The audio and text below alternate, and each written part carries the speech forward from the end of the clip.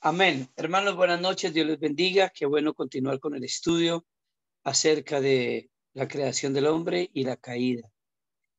Vamos a orar y damos inicio entonces a esta breve charla sobre el pecado, que es el tema que estamos estudiando en estos días. Oremos. Soberano Dios y buen Padre Celestial, en esta noche venimos ante tu presencia, reconociendo nuestra incapacidad, Señor, reconociendo que no somos merecedores, Señor, y que es solamente por la gracia tuya, por tu amor, por tu misericordia, que hoy podemos confiadamente venir ante el trono de la gracia y como hijos llamarte Padre. Señor, gracias porque nos permites este espacio maravilloso con nuestros hermanos para reflexionar acerca de este tema. Te suplicamos que con el bendito Espíritu Santo asuma el control de nuestras vidas, Señor. Y que el bendito Espíritu Santo quite de nosotros toda ceguera espiritual. Y que a través de este conocimiento, Señor, crezcamos en esta noche en fe, en confianza, en seguridad. Padre, gracias te damos en el nombre de tu Hijo, amado Jesús. Amén y amén. Amados, venía hablando acerca de el pecado. Y en la última charla estuvimos hablando acerca del modo como el pecado fue heredado. Y miramos algunas teorías con relación a ese tema, de la manera como el pecado pasó de Adán a toda la humanidad. Y miramos los conceptos, por ejemplo, del pelagianismo, miramos los conceptos del realismo, miramos estos conceptos de la imputación mediada, y también miramos la teoría o la posición que nosotros sostenemos de una imputación inmediata. Y en ella, pues, hacemos énfasis que nosotros, por el hecho de que Adán era nuestro representante, nuestra cabeza federal delante del Señor, en el pacto de gracia, él, al caer, nos transmitió, nos arrastró en esa caída. Y así que nosotros sencillamente perdimos la capacidad y sencillamente perdimos y en esa condición legal, y sencillamente nosotros somos responsables y tenemos la culpa, pero también heredamos la depravación, la corrupción. Y estuvimos reflexionando mucho de este tema en Romanos capítulo 5, del verso 12 en adelante, y en Primera de Corintios, sobre todo los versos 19 al 22 más o menos. Y luego miramos que cómo es la naturaleza del pecado.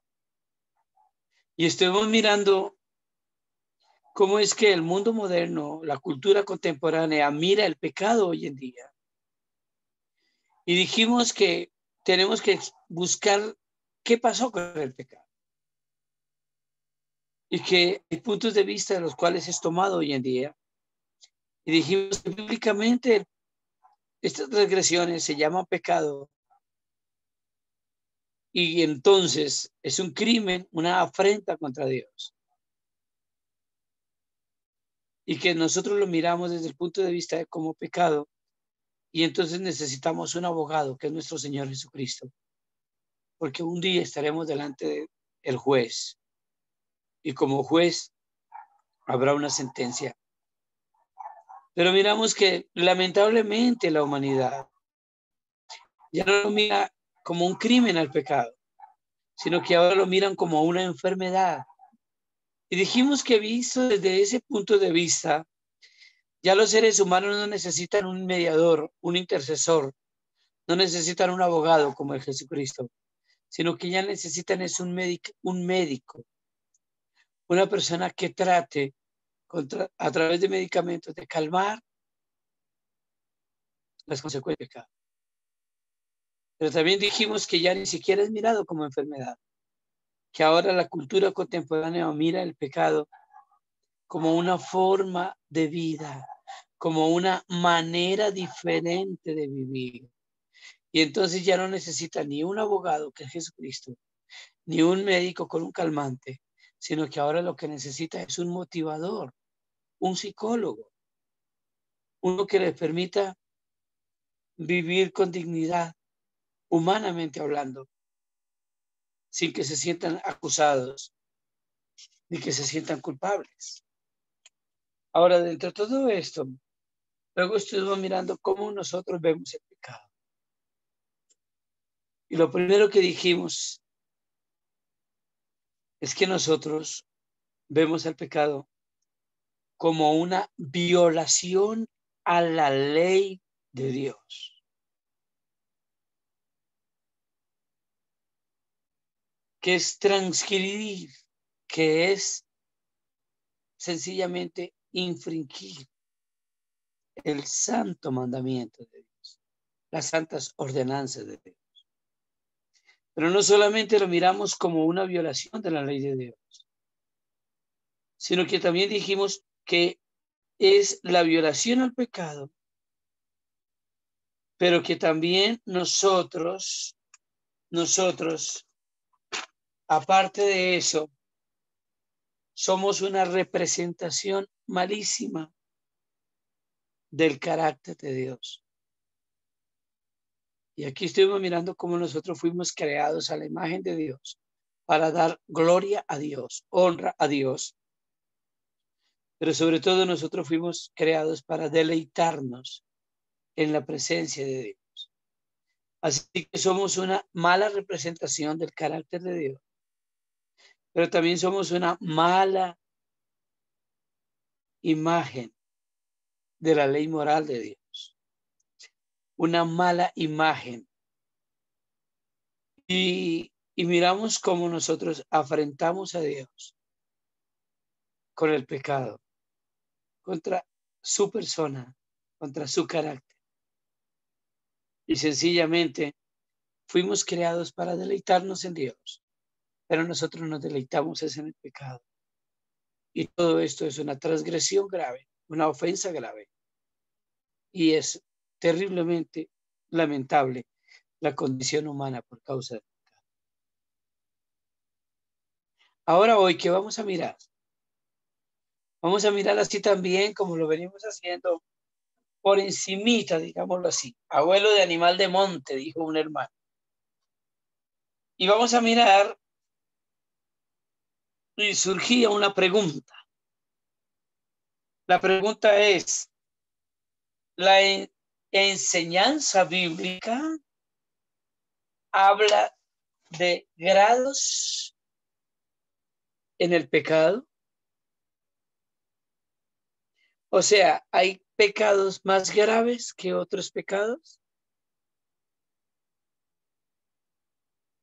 ¿Cuál es la respuesta? La respuesta es que sí. La enseñanza bíblica nos dice que hay grados de pecado. El mismísimo Señor Jesucristo, cuando estaba hablando con Pilato, reconoció este concepto. Y miren el Evangelio de San Juan en el capítulo 19. Evangelio de San Juan. Si están conmigo ahí, vayan al texto. El capítulo 19.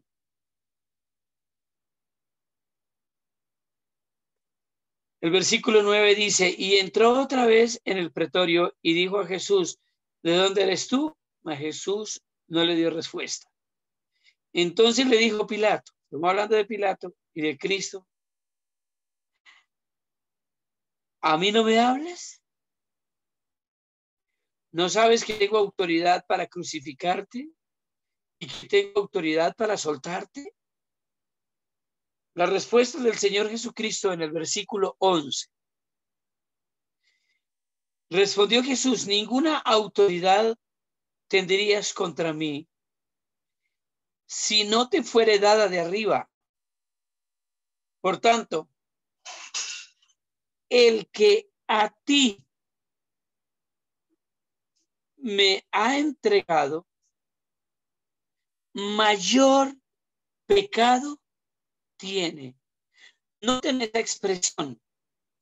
El que a mí te ha entregado, mayor pecado tiene. Ahora, ¿quiénes entregaron al Señor Jesucristo a los romanos? Los judíos, los fariseos.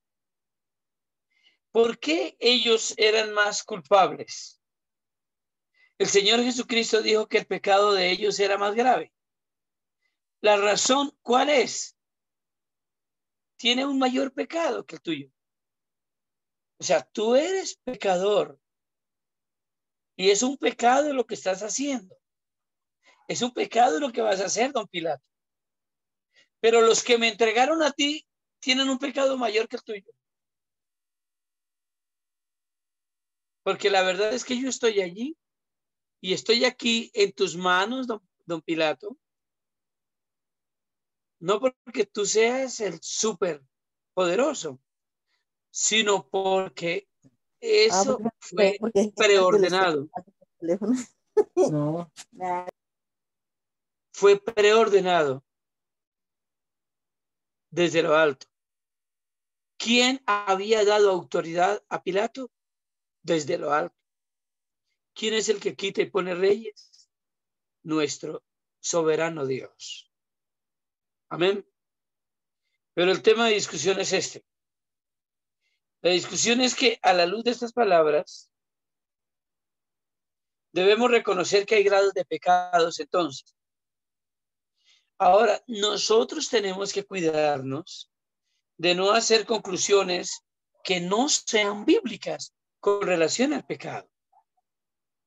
Pero déjenme decirles, los judíos tenían mayor conocimiento de Dios que Poncio Pilato. Por eso allí había un mayor grado de culpabilidad. Es la razón por la cual el Señor Jesucristo dijo, los que me entregaron a ti, mayor pecado tienen, porque mayor conocimiento tienen. Ahora, si nos vamos a cuidar de no sacar conclusiones que no sean bíblicas, lo primero que tenemos que mirar entonces, también así a vuelo de animal de monte, son los conceptos que no son bíblicos con relación a los grados de pecado. Ahora, la inmensa mayoría de nosotros conocemos la distinción que hace la Iglesia Católica Romana, la Iglesia tradicional. Y ellos hacen una distinción de dos grupos de pecados. Los católicos romanos hablan de pecados veniales y pecados mortales. Ahora, algunos teólogos antiguos, como Agustín de Hipona, comenzaron a hacer esa distinción de los pecados. O sea, a establecer ese orden o ese listado de qué pecados estaban entre los veniales y qué pecados estaban entre los mortales. Ahora, la diferencia se basa en los pecados mortales y los veniales. ¿En qué? Si nosotros fuéramos hoy a mirar un diccionario católico, el diccionario católico romano diría un pecado venial es una ofensa contra Dios que no es tan serio como para provocar que se caiga de la gracia.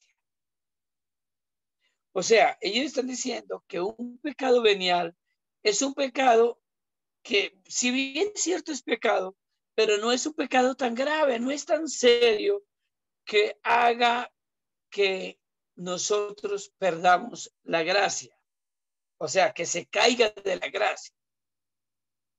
Por ejemplo, robarse una moneda de 200 pesos hoy en día en Colombia, que no tiene ningún valor. O sirve para comprarse uno, ¿qué? Ni siquiera un helado. Porque un helado vale 1,000 o 1,500 pesos. o decir una mentirilla blanca. ¿Qué son esas mentirillas blancas? Esas cosas que se dicen tratando de dar un eufemismo o tratando de disfrazar una realidad para que no sea tan cruda, ¿no? Como por amor, misericordia a una persona se le dice algo diferente. Entonces es una mentirilla piadosa. Entonces ellos dicen que ese tipo de cosas no son tan graves, que no hacen que una persona pierda la gracia de Dios, que caiga de la gracia. Estar en la gracia equivale a pertenecer al reino de los cielos y ser salvo. Caer de ella es estar excomulgado o echado del reino de los cielos. Por eso ellos profesan la excomunión y la expulsión, excomulgan a una persona. Ahora, ¿qué diría el diccionario o qué dice el diccionario católico romano con relación al pecado mortal? Lo que dice es que esto es una transgresión grave. La otra era no seria, esta se llama grave, del mandamiento, de la ley de Dios, de la cual se ha hecho una completa advertencia y un consentimiento completo del que lo comete. O sea, si usted mata a una persona pero lo mata sin culpa, tampoco es grave. Tiene que haber alevosía. Ya hubo una advertencia y se hizo el pecado con consentimiento. Entonces, esa violación grave de la ley de Dios, a eso es lo que ellos le llaman un pecado mortal. ¿Y por qué lo llaman así? Porque corta al feligrés, al miembro de la iglesia. Lo corta de la gracia de Dios. O sea, como si fuéramos colgando en un lazo, cortaron el lazo y se fue al abismo. Cayó de la gracia. Ahora, ¿ellos en qué se basan para creer esto? Hay varios pasajes bíblicos que usan, pero un pasaje de los cuales frecuentemente usan para probar esto es Gálatas capítulo 5. Si quiere lo miramos. Gálatas capítulo 5.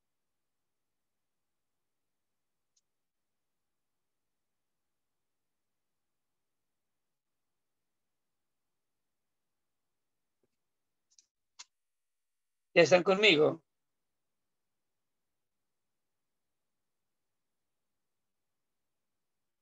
El verso 19 dice, y manifiestas son las obras de la carne que son adulterio, fornicación, inmundicia, laxivia, idolatría, hechicerías, enemistades, pleitos, celos, iras, contiendas, disensiones, herejías, envidias, homicidios, borracheras, orgías y cosas parecidas a esto. Ahora, ellos dicen que esta lista, donde hay 17 pecados diferentes, dice que los que practican estas cosas no heredan el reino de Dios. Eso es lo que dice el texto al finalizar. Dice, escuchen esto,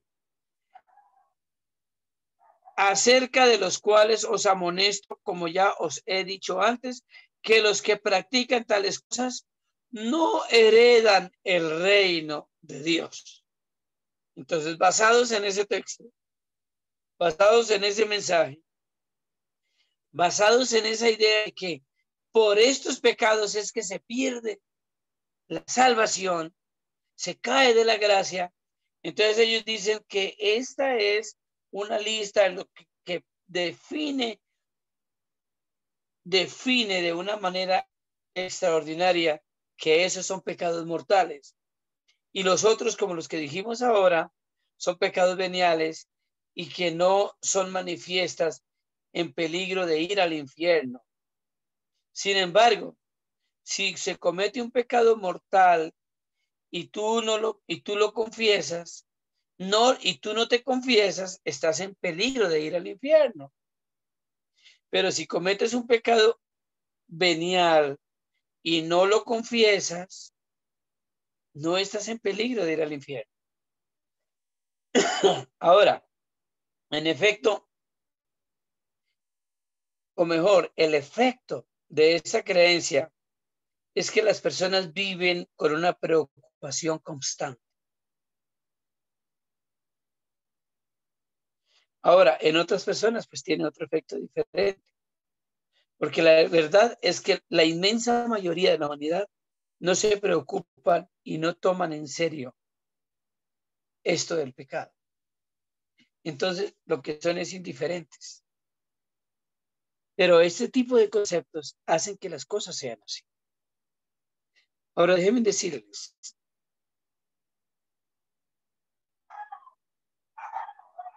el concepto de la confesión pues, es horroroso, teológicamente hablando.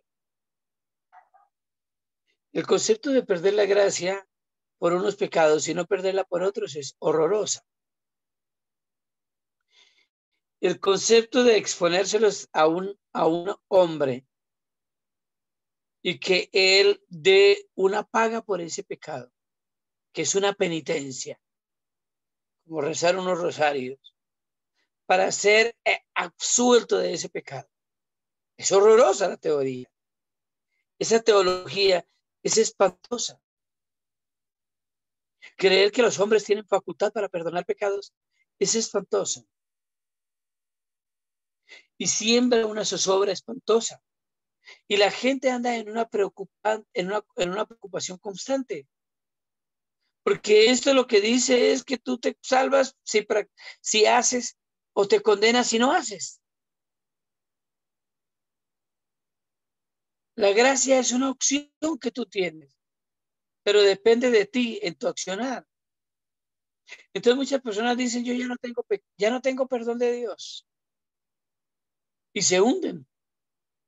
Hay personas que van a las iglesias, incluso cristianas, y después dejan de ir y tú les preguntas la razón por la que no van y dicen que ellos creen que le están haciendo morcillas al diablo con pecar y rezar y andan empatados.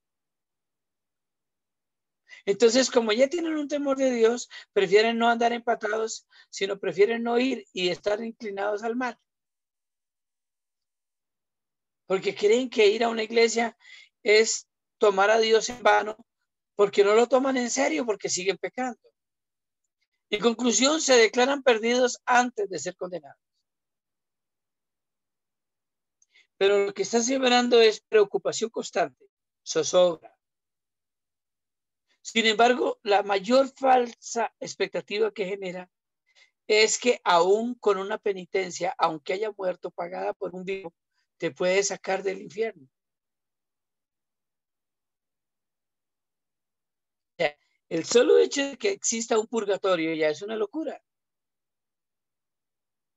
Pero que haya la opción de no ir al infierno porque una persona pagó una multa y ojalá financiera, es mucho más horroroso. Es una vulgar manipulación de fe.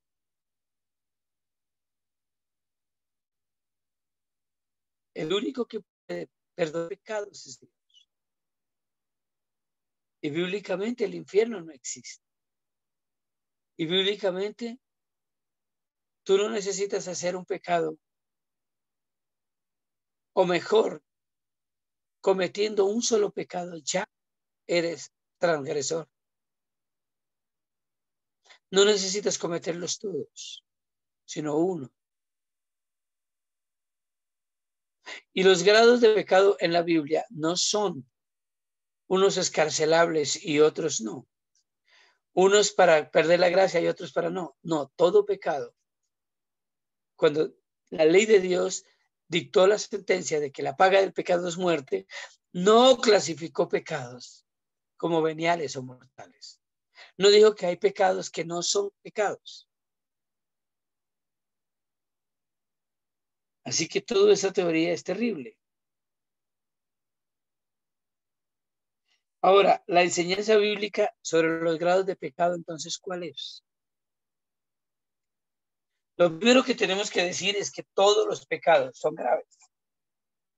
Si tomamos el concepto católico de pecados graves o de pecados serios, ellos dicen que pecados no serios que son veniales. Para nosotros todos los pecados son serios, o sea que todos los pecados son mortales. Porque todos los pecados son dignos de condenación. Ahora, un texto para esto. Capítulo 27. Deuteronomio capítulo 27.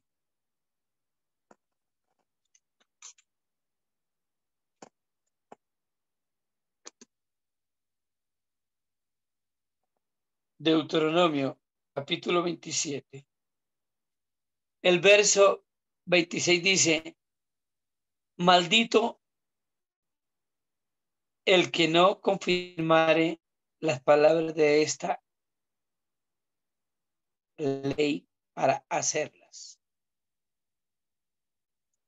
Y dirá todo el pueblo, amén. Escuche esto. Está en maldición todo aquel que no confirme la ley de Jehová. Ahora, ¿quién puede cumplir la ley de Jehová? Solo uno, Cristo. Y aquí dice que todo aquel que infringe la ley es maldito. Ahora, ¿qué dice Gálatas capítulo 3? Gálatas capítulo 3. El versículo 9 dice, de modo que los de la fe son bendecidos con el creyente Abraham. Porque todos los que dependen de las obras de la ley, escuchen esto, porque todos los que dependen de las obras de la ley están bajo maldición. Pues escrito está, maldito todo aquel que no permaneciere en todas las cosas escritas en este libro de la ley para hacerlas. Es el texto de Deuteronomio el que citamos ahorita, el que ahora Pablo está aplicando a los hermanos en Galacia. Pero no hay excepción. Dice que todos son malditos y que todos los que practican la ley están bajo maldición. Así que esos textos son terriblemente claros y sencillos para dar la primera gran definición. Todos los pecados son graves, mortales, son serios y todos los pecados son dignos de condenación. Ahora, según el apóstol Pablo, quebrantar un solo mandamiento es equivalente a estar maldito y ser culpable de violar la ley. Eso es lo que dicen los Gálatas. Ahora, ¿cuál fue el pecado de Adán que lo llevó a la muerte? Fue simplemente tomar y comer del fruto prohibido. Un solo pecado. Así que todos los pecados contra Dios son graves, son mortales, y por esta razón debemos de rechazar la teoría de separar pecados entre veniales y mortales. O sea, para nosotros no existen los pecados veniales, para nosotros existen los pecados mortales. Por eso es que tenemos la necesidad de Cristo, porque no hay la posibilidad de ser salvos, porque la ley nos condena y todo está bajo condenación. Y si un pecado se comete que es transgresión a la ley, es maldito. Ahora, tenemos que aclarar entonces que algunos pecados son más serios o más graves que otros, que fue la idea que le transmitió nuestro Señor Jesucristo en Juan 19 a este romano. El hecho de que todos los pecados son serios ante Dios no quita que algunos pecados sean peores que otros. El mismo Señor Jesucristo comparó pecados y dijo que algunos pecados son mayores que otros. Y el pasaje bíblico que vimos ahorita no sirve. Sin embargo, podemos mirar esto en otro pasaje. Y si quiere, vayan conmigo a Mateo capítulo 11. Mateo capítulo 11.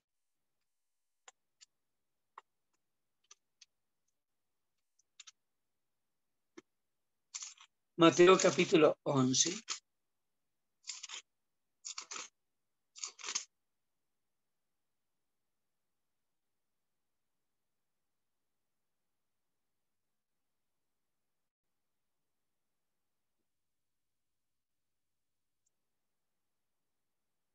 El versículo 20 dice: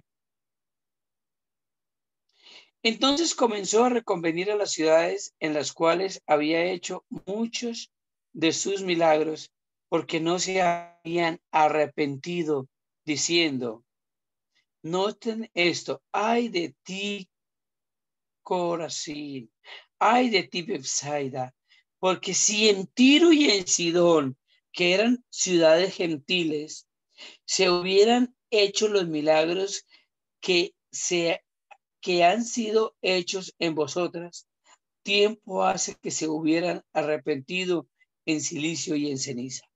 Por tanto, os digo, y está hablando el mismísimo Señor Jesucristo, por tanto os digo que en el día del juicio será más tolerable el castigo para Tiro y para Sidón que para vosotras. ¿Cuál era la diferencia? Que unas tuvieron la oportunidad de conocer a Jesús. En ellas se hicieron milagros, en las otras no. Había mayor grado de culpabilidad porque había mayor grado de conocimiento de Jesús. Y tú, Capernaum es la ciudad que fue sede donde el Señor Jesucristo, el epicentro, el centro desde el cual Él extendió todo su ministerio evangelístico y misionero. Era Capernaum donde llegaba a pernotar, digámoslo así, a la casa de Pedro. Desde allí se montó el centro de evangelismo. Así que la ciudad que más privilegio tuvo de tener la presencia de Cristo, podríamos decirlo, fue esta, Capernaum. Y tú, Capernaum, que eres levantada hasta el cielo, hasta el Hades serás abatida, porque si en Sodoma se hubieran hecho los milagros que han sido hechos en ti, habría permanecido hasta el día de hoy.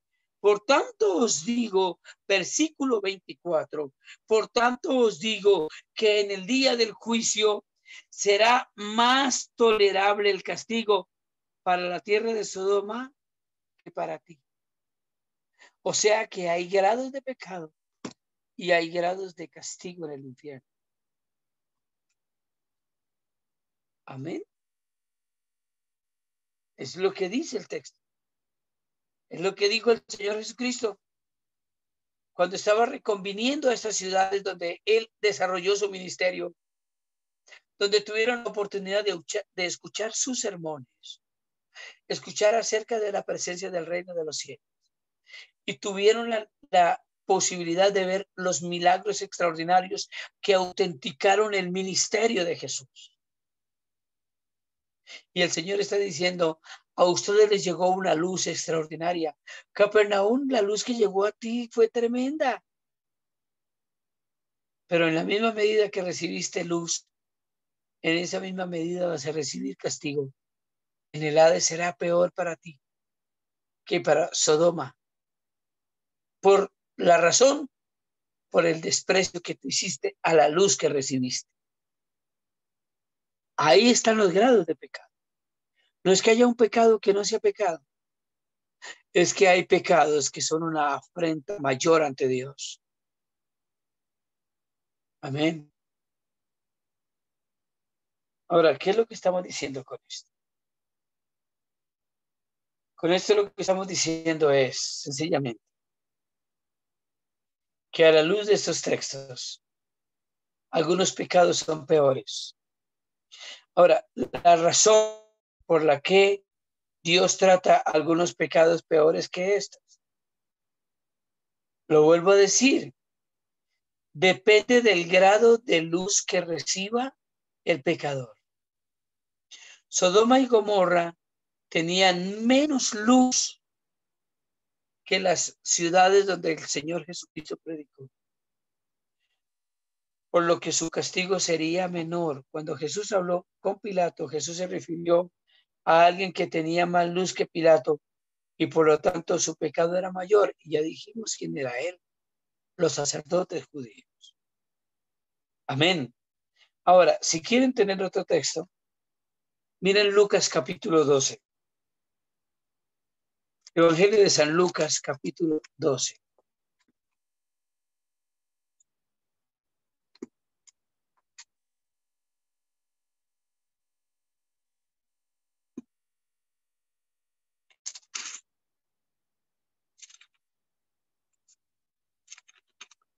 La última parte. Versículo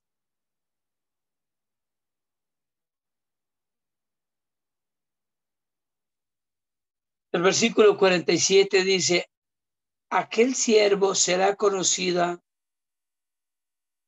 aquel siervo que conociendo la voluntad de su Señor, no se preparó ni conforme a su voluntad, recibirá mucho castigo. Mas el que sin conocer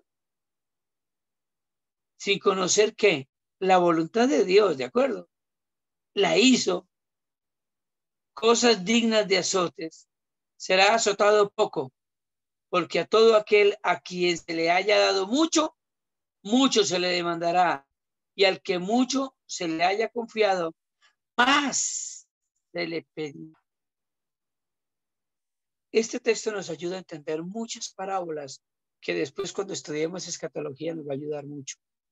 Pero por ahora solo digamos que hay grados de condenación y grados en el pecado. Y esos grados dependen de la luz que tenga el pecador.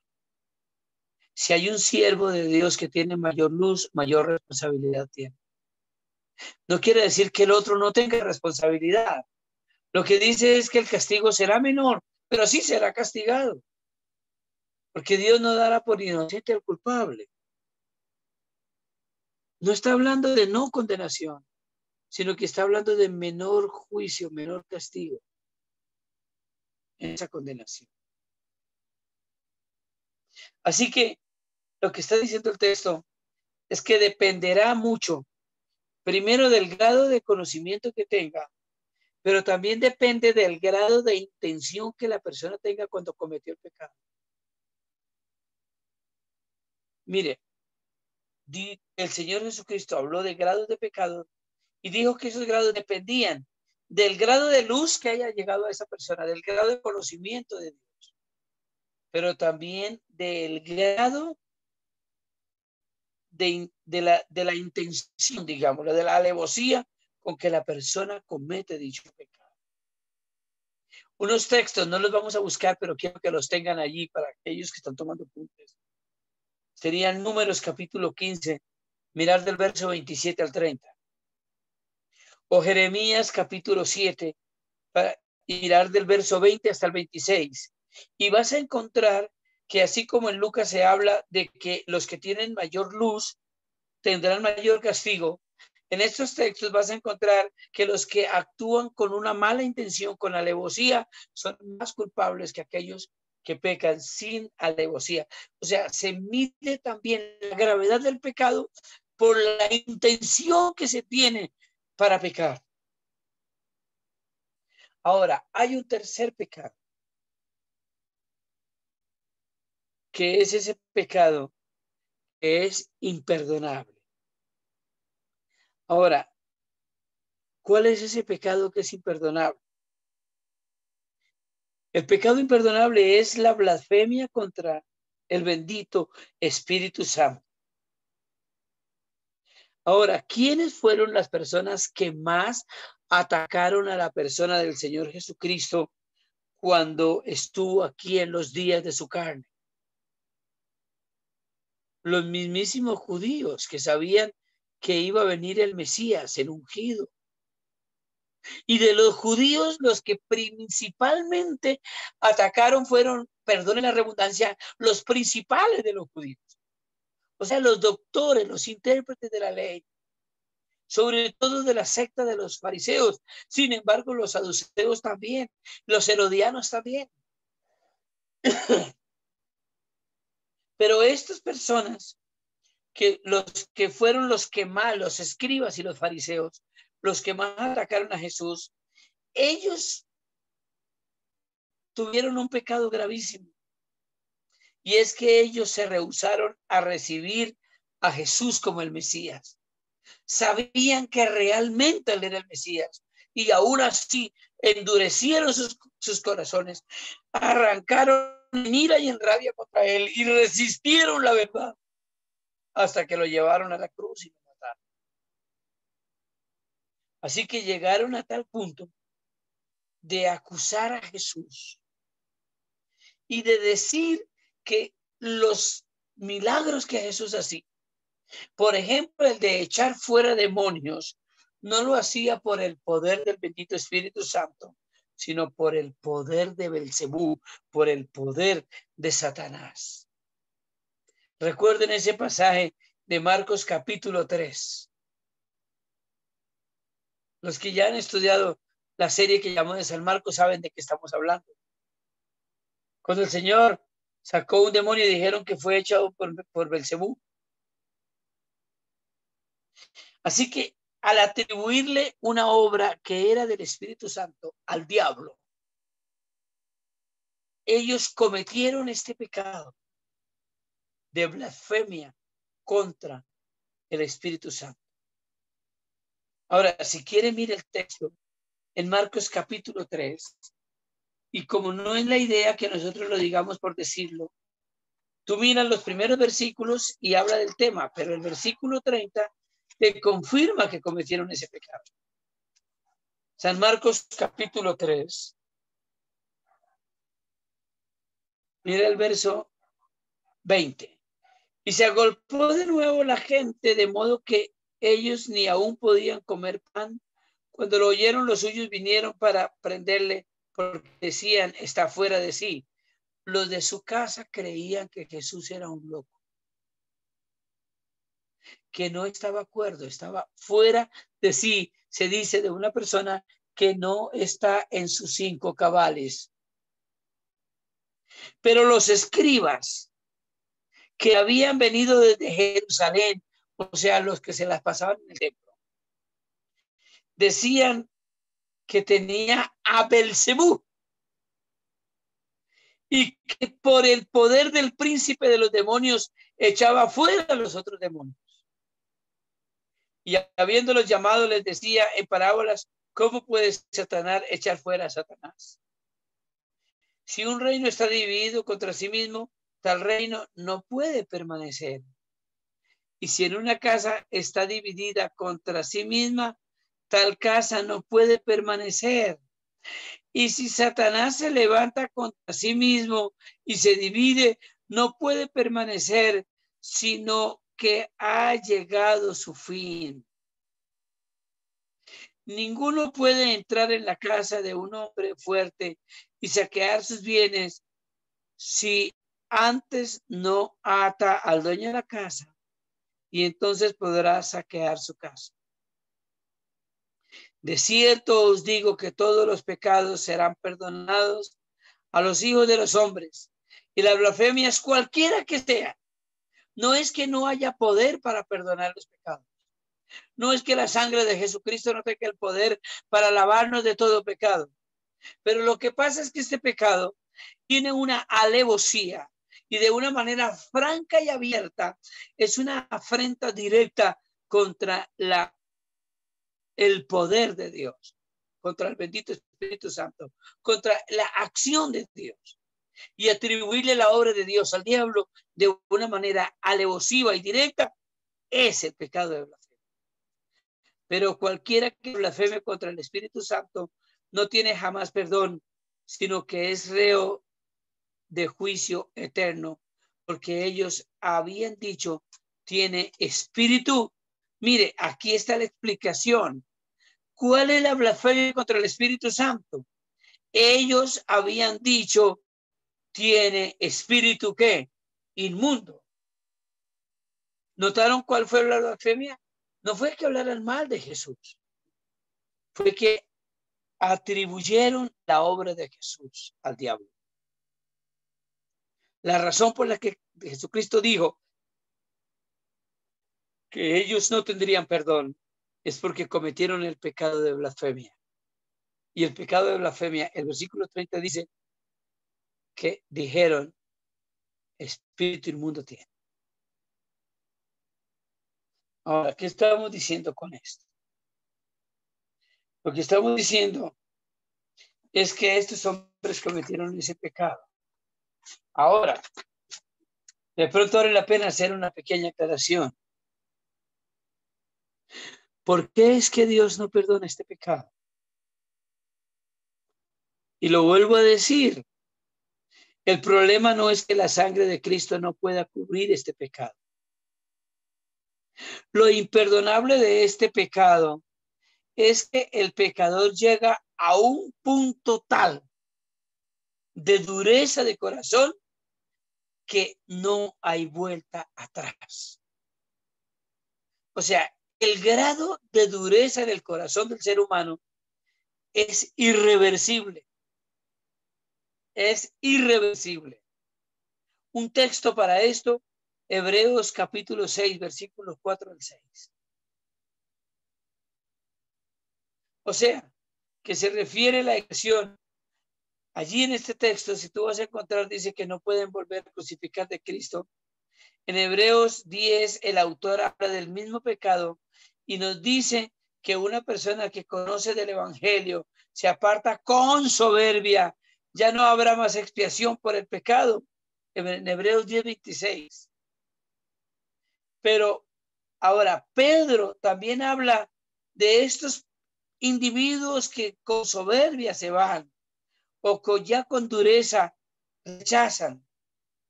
Pedro también habla dice que estos fueron sacados de la sociedad del mundo y luego apostataron a tal punto que su postrer estado viene a ser peor que lo que eran antes. O sea, el grado de dureza en el corazón del ser humano es el que hace que no haya posibilidad de regreso. Por eso este pecado ya no es perdonado ni aquí ni allá. Amén. No porque la sangre de Jesucristo no pueda perdonar el pecado. Es porque la naturaleza humana se degradó y se depravó tanto que ya está en un estado de penumbra absoluta. Pablo da la misma idea cuando dice Dios los entregó a, y el grado de perversión y de maldad es tan grande que no es reverso. O sea, una persona que ya atribuye una obra de Dios de una manera abierta y directa, sabiendo que es Dios, y se la atribuye al diablo, el grado de descomposición interna no tiene reverso. Amén. Mejor le hubiese sido que esta persona no hubiera nacido, es lo que dice la Biblia. A este pecado es el que se refiere Juan, y Juan le dice que es un pecado de muerte. En primera de Juan 5:16. Así que noten que Juan, Pedro, Pablo, el Señor Jesucristo, hablan de un pecado que es tan terrible porque ya la dureza ha llegado a un punto tan grave que no hay reverso. Ahora, en otros pasajes, por ejemplo, en Jeremías capítulo 7, 16, en Jeremías capítulo 11, el 14, en Jeremías 14, 11, todos estos textos hablan de esa naturaleza. Ahora, permítanme hacer un paréntesis y un comentario de este pasaje. Este pasaje que acabamos de leer es clave para la interpretación escatológica. Hay un debate terrible doctrinal sobre el milenio. Y todos pegados en Apocalipsis capítulo 20. que después de que Cristo venga, hay un reinado en la tierra de 1000 años donde reina Cristo, pero aún la muerte está. Déjenme decirles que es imposible, porque 1 Corintios capítulo 15 dice que cuando Cristo venga en gloria, el postrer enemigo, o sea, el último que es quitado y vencido es la muerte. O sea, la muerte reinará desde que Adán pecó hasta que Cristo regrese en gloria la segunda vez. Cuando Él venga, entonces el Hades devolverá a los muertos. Unos irán a bendición, otros irán a condenación. Pero ya la muerte no reinará más. Ya no habrá pecado. Entonces, ¿cuándo fue que fue atado Satanás? Esa es la gran controversia, porque dice que Satanás era atado por 1000 años. La palabra milenio no habla de 1000 años literalmente. Habla de una edad extendida. Amplitud de años. La Biblia habla de una amplitud o una inminencia o de una trascendencia. Y es verdad que la Biblia dice que 1000 años es como un día o un día como 1000 años. Es una figura literaria para decir en Dios no hay tiempo y espacio. Él es supratemporal. Es para la concepción humana que se dan ese tipo de lenguaje bíblico. Pero no porque literalmente, si la tierra tiene 6000 años, entonces multiplíquelo por 1000 y podrás saber cuántos años tiene Dios. No. Hay textos en la Biblia que se pueden tomar literales, pero hay textos que no se pueden tomar literales. Para eso tenemos que conocer el lenguaje en el que fue escrita la escritura y el lenguaje en el que estamos leyendo la escritura. Entonces, entre la narrativa o la parábola, la símil, un sinécdote o un eufemismo o una profecía, hay una diferencia literaria. Y tengo que interpretar a la luz de la figura literaria. Apocalipsis es un libro de un género literario que no es narrativo.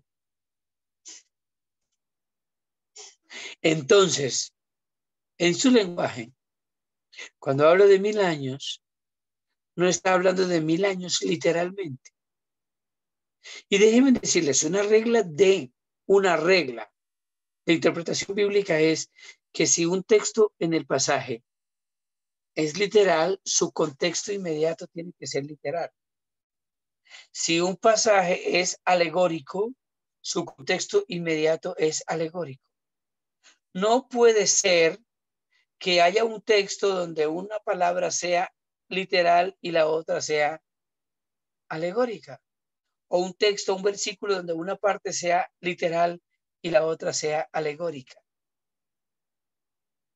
Si tomamos literalmente 1000 años, tenemos que tomar literalmente la cadena con que Satanás fue atado. Ahora, ¿de qué y cuánto pesa la cadena con que Satanás fue atado?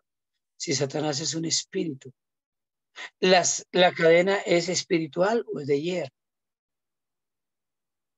Tengo que entender que si hay un lenguaje figurado, entonces el pasaje lo tengo que interpretar a la luz de una figura literaria figurativa. Cristo está dando la solución en el texto que acabamos de leer. ¿Cuándo es que Cristo vino y ató a Satanás para luego comenzar a sacar personas del reino de Satanás y pasarlos al reino de la luz? Cuando vino y murió en la cruz. Allí fue la muerte de la muerte a través de la muerte de nuestro Señor Jesucristo. Ese es el texto el título de un libro extraordinario escrito por un puritano llamado Jonathan Edwards. la muerte de la muerte, a través de la muerte de nuestro Señor Jesucristo. Satanás fue vencido en la cruz, atado. Por supuesto que aún tiene influencia y por aún estamos aquí pecado y aún reina la muerte, sí, pero su reinado ya está sentenciado, su fin ya está sentenciado, su final está sentenciado. Y nosotros los creyentes, si conocemos a Dios y conocemos las Escrituras, sabemos cuál es el fin de Satanás y cuál es el fin de los hijos de Dios. Ahora, no quiero darles más, pero quiero que entiendan que este texto está diciendo que Jesucristo dijo que para poder entrar a una casa y saquear esa casa es necesario tener y atar al dueño de esa casa. Y dice que Satanás dividido fracasaría y se acabaría. Pero dice que ahora él no está echando demonios por Satanás. Cristo está saqueando la casa de Satanás, que es este mundo, porque Cristo ya ató y venció a Satanás. Jesucristo ya le había dicho en el desierto: Satanás, escrito está. Satanás ya había intentado vencer a Cristo y todos sus intentos habían fracasado. Y su sentencia ya estaba. Y su fin ya estaba. Y Cristo estableció la iglesia en esta tierra sobre el fundamento que dijo Pedro. Pero las puertas del Hades no pueden derribar la iglesia. Es porque Satanás está atado. Antes de Cristo, todas las naciones estaban en una penumbra tenebrosa. La luz comenzó a brillar con los judíos, pero con Cristo la luz resplandeció y el reino de los cielos se estableció en esta tierra. Y hoy los hijos de Dios alumbran en esa tierra. El evangelio trae luz. Cristo es la luz. Y hoy sí es posible tomar de la casa de Satanás, que es ese mundo de maldad, a un miembro que esté allí, a un hijo de ira que esté allí, bajo condenación, y a través de la luz del evangelio, trasladarlo de esa noche tenebrosa, de esas tinieblas, trasladarlo a la luz del evangelio. Y si Dios lo estableció que así fuera, aunque Satanás quiera oponerse, no puede. Si uno solo por los que Cristo murió, Satanás pudiera arrebatárselo a Cristo, la obra de Cristo en la cruz hubiera sido en vano. Él es el victorioso. Él es el Rey de Reyes. Toda autoridad le fue dada a Jesús en el cielo, en la tierra y debajo de la tierra. Por eso es que no hay nada creado ni en el cielo ni en el infierno, ni en el pasado ni en el futuro, ni hambre ni pestilencias, nada ni nadie nos puede separar del amor de Dios, porque en Cristo hay una victoria asegurada. Tenemos que hablar de dos temas que son muy importantes y fundamentales para nuestra seguridad de la salvación: escatología bíblica y qué es guerra espiritual. Así que bienvenidos a los próximos temas, que son estos. Amén. Amados, no ahondemos más en este texto para dejar algo cuando hablemos de escatología. Pero hay una profundidad extraordinaria en lo que el Señor Jesucristo dijo y decidió.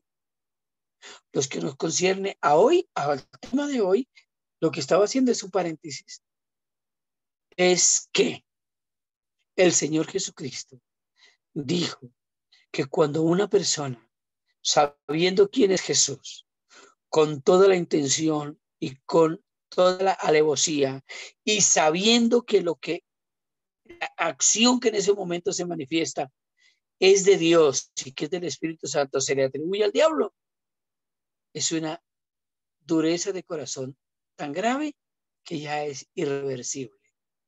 Entonces es un pecado que ya no tiene perdón, porque ya no hay oportunidad, ya no llega al corazón de ese ser humano. No hay la opción de esos regalos que llegan del cielo llamados dones de arrepentimiento y dones de fe. Amén. Así que, amados, oremos y dejemos hasta aquí el tema.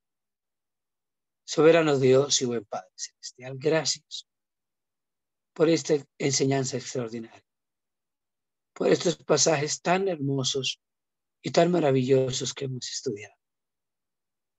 Señor, perdónanos, Señor, si hemos pecado en ignorancia, si a veces hemos sido necios. Señor, gracias por amarnos y por bendecirnos y por traer perdón a nuestro corazón, seguridad y certeza de salvación.